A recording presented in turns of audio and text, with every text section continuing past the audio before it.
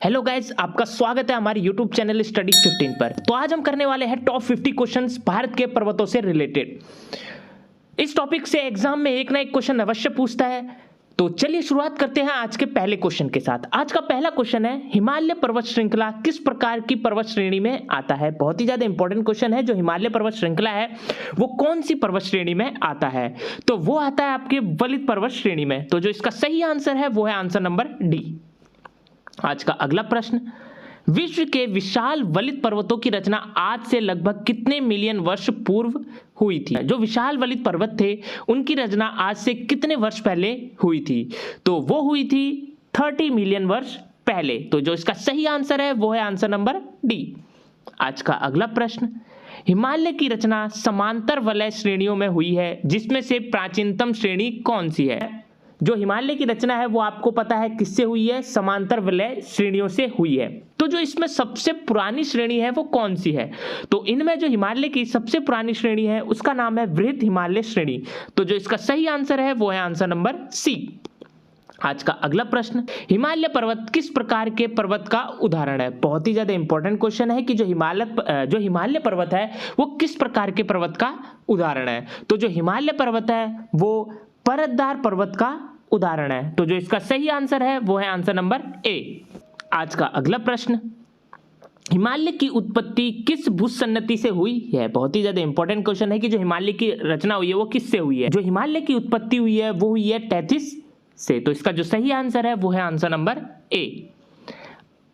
आज का अगला प्रश्न, हिमालय का पर्यायवाची, यानी आपको इनमें से क्या बताना है, जो हिमालय है उसका पर्यायवाची शब्द क्या है। तो पर्यायवाची का मतलब क्या होता है, समान अर्थ वाले शब्दों को पर्यायवाची शब्द कहते हैं। तो जो इसमें हिमालय का पर्यायवाची है वो है महान हिमालय। तो इसका जो सही आंसर है वो है आंसर नंबर बी। आज का अगला प्रश्न, हिमालय की सबसे पूर्वी चोटी कौन सी है। बहुत ही ज्यादा इंपॉर्टेंट क्वेश्चन है, एग्जाम में पूछने वाला क्वेश्चन है ये कि जो हिमालय की सबसे पूर्वी चोटी है वो कौन सी है। तो हिमालय की जो सबसे पूर्वी चोटी है वो है नमचा बरवा। तो इसका जो सही आंसर है वो है आंसर नंबर ए। आज का अगला प्रश्न, पूर्वी हिमालय की तुलना में ट्री लाइन का ऊंचाई मान पश्चिमी हिमालय में होता है। तो आपको इसमें से बताना है कि जो पूर्वी हिमालय की तुलना में ट्री लाइन का ऊंचाई मान है वो पश्चिमी हिमालय में कितना होता है। क्या कम होता है, अधिक होता है, वैसा ही है कि असंबंधित परिवर्तित है। तो पूर्वी हिमालय की तुलना में जो ट्री लाइन की ऊंचाई का मान है वो पश्चिमी हिमालय से कम होता है। तो जो इसका सही आंसर है वो है आंसर नंबर ए। आज का अगला प्रश्न, किस हिमालयी चोटी को सागर माता भी कहते हैं। बहुत ही ज्यादा इंपॉर्टेंट क्वेश्चन है। तो ऐसी कौन सी हिमालय चोटी है जिसको सागर माता कहा जाता है, तो सागर माता कहा जाता है माउंट एवरेस्ट को। तो जो इसका सही आंसर है वो है आंसर नंबर सी।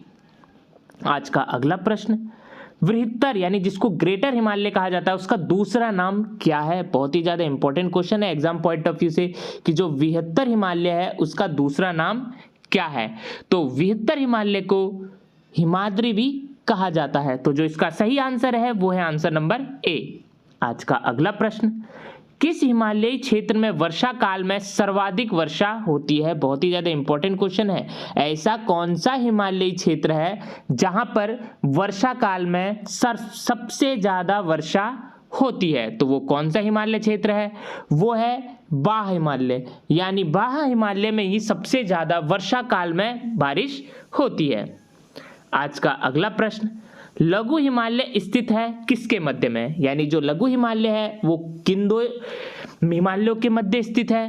तो जो लघु हिमालय है वो शिवालिक और महान हिमालय के बीच में स्थित है। तो जो इसका सही आंसर है वो है आंसर नंबर ए। आज का अगला प्रश्न, लघु हिमालय श्रेणी के ढालों पर मिलने वाले छोटे छोटे घास के मैदान को जम्मू और कश्मीर में क्या कहा जाता है। बहुत ही ज्यादा इंपॉर्टेंट क्वेश्चन है कि जो लघु हिमालय श्रेणी है उसकी ढालों पर छोटे छोटे घास के मैदान मिलते हैं, तो इनको जम्मू कश्मीर में क्या कहा जाता है। तो जम्मू कश्मीर में कहा जाता है मर्ग, और हिमाचल प्रदेश और उत्तराखंड में कहा जाता है बुग्याल। तो जो इसका सही आंसर है वो है आंसर नंबर ए।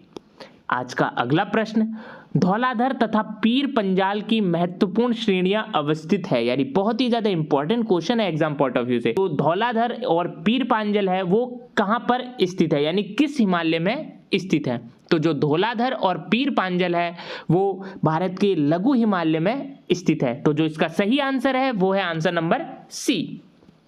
आज का अगला प्रश्न, हिमालय की पीर पंजाल पर्वतमाला किसका भाग है? बहुत ही ज्यादा इंपॉर्टेंट क्वेश्चन है कि जो हिमालय की पीर पंजाल पर्वतमाला है वो किस हिमालय का भाग है? हिमालय की पीर पंजाल जो पर्वतमाला है वो निम्न हिमालय का भाग है। तो जो इसका सही आंसर है वो है आंसर नंबर डी।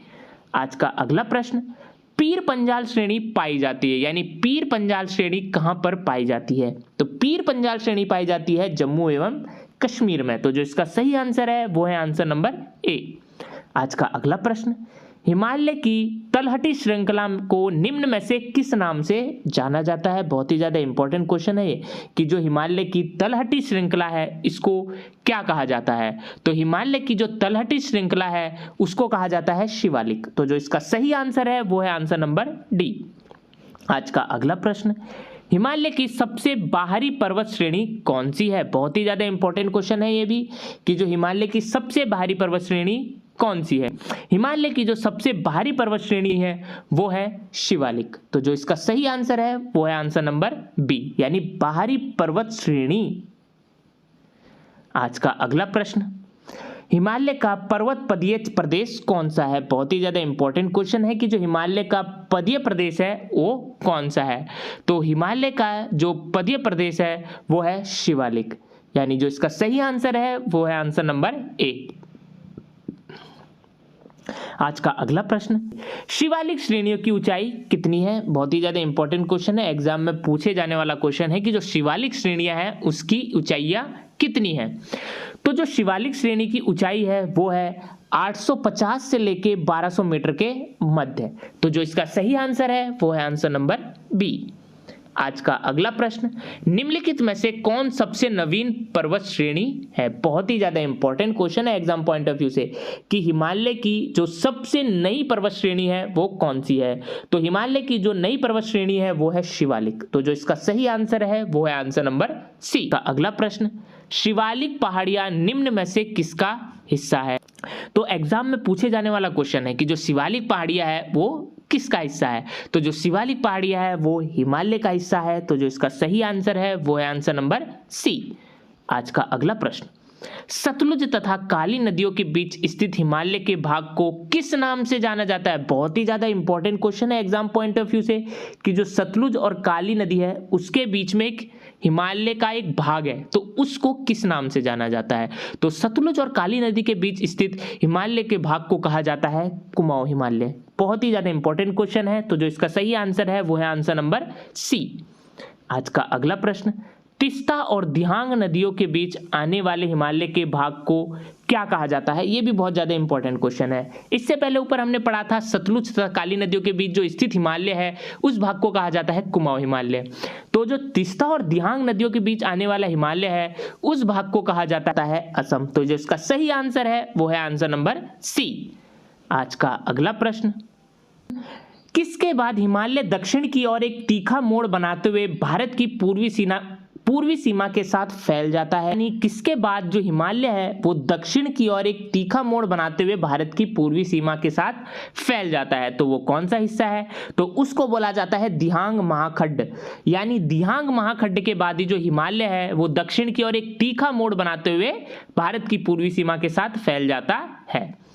आज का अगला प्रश्न, हिमालय में मुख्य सीमा भ्रंश पृथक करता है, यानी जो हिमालय में जो मुख्य सीमा भ्रंश है वो किसको अलग करता है? तो जो हिमालय में मुख्य सीमा भ्रंश है जिसको एमसीटी कहा जाता है वो करता है महान हिमालय एवं लघु हिमालय को। तो जो इसका सही आंसर है वो है आंसर नंबर डी। आज का अगला प्रश्न, निम्न में से कौन हिमालय की चोटियों के पूर्व से पश्चिम दिशा में सही क्रम को प्रस्तुत करता है?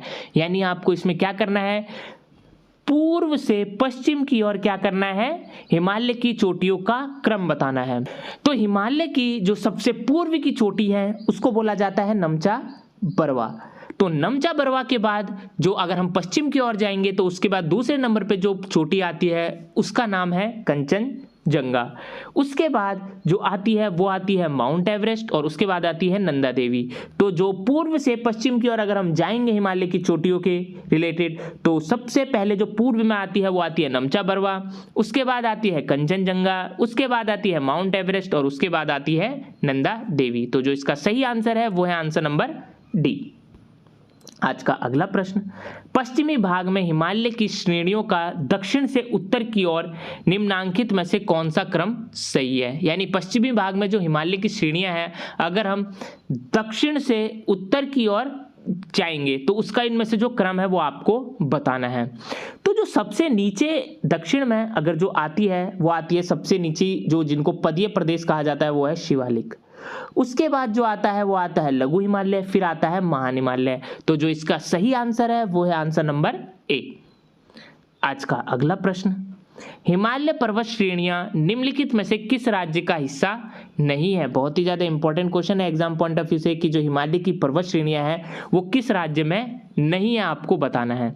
तो उत्तर प्रदेश वो इसमें से राज्य है जिसमें हिमालय पर्वत श्रेणियां नहीं आती है। आज का अगला प्रश्न,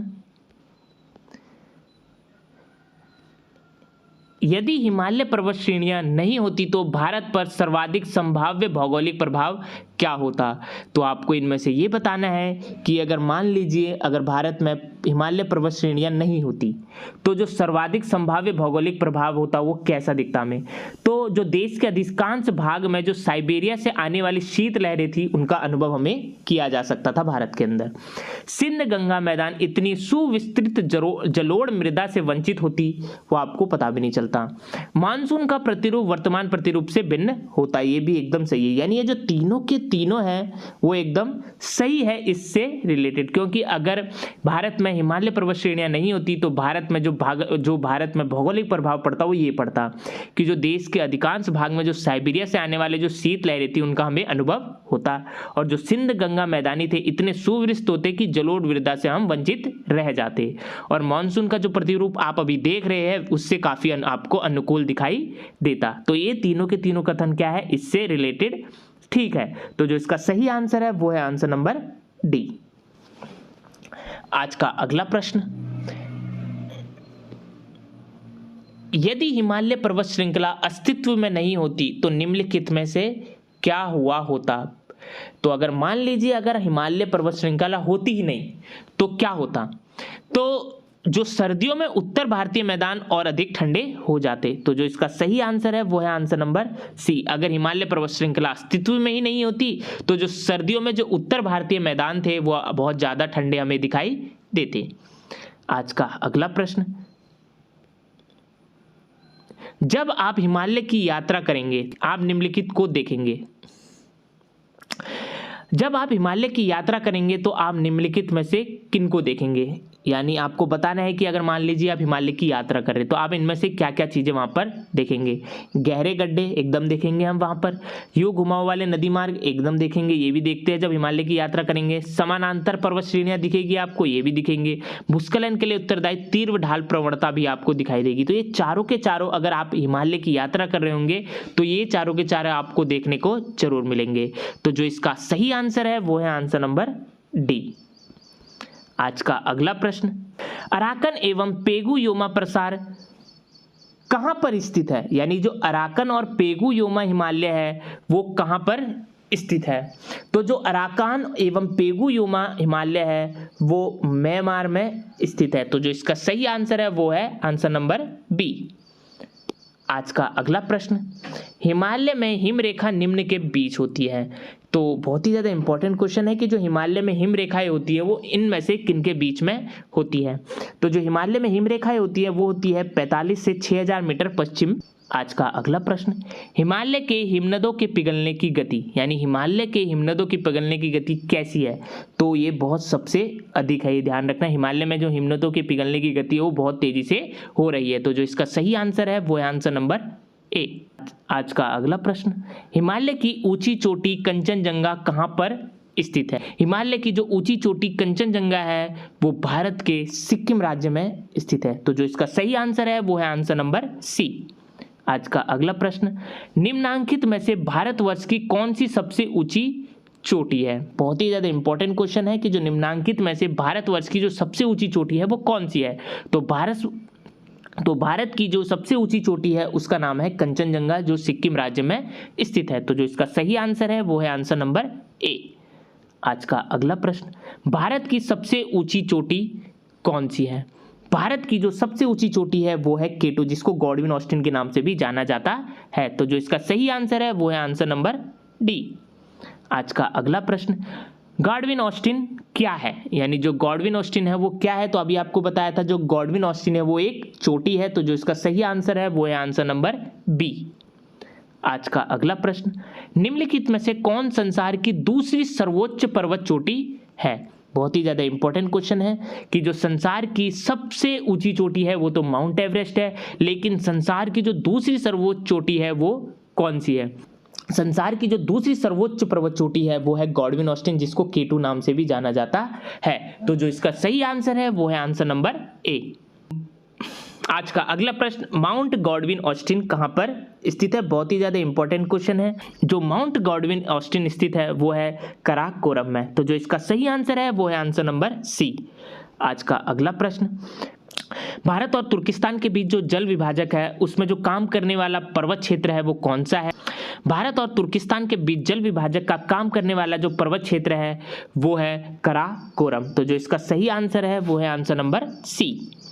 आज का अगला प्रश्न, निम्नलिखित में से सबसे ऊंचा शिखर कौन सा है? तो जो सबसे ऊंचा शिखर है वो है नंगा पर्वत। जो उसका सही आंसर है वो है आंसर नंबर सी। आज का अगला प्रश्न, नंगा पर्वत कहां पर स्थित है? तो जो नंगा पर्वत है वो भारत के जम्मू एंड कश्मीर में स्थित है। तो जो इसका सही आंसर है वो है आंसर नंबर सी। आज का अगला प्रश्न, कौन सा पर्वत हिमालय श्रृंखला का अंग नहीं है? जो हिमालय श्रृंखला का अंग नहीं है वो है अरावली। तो जो इसका सही आंसर है वो है आंसर नंबर ए।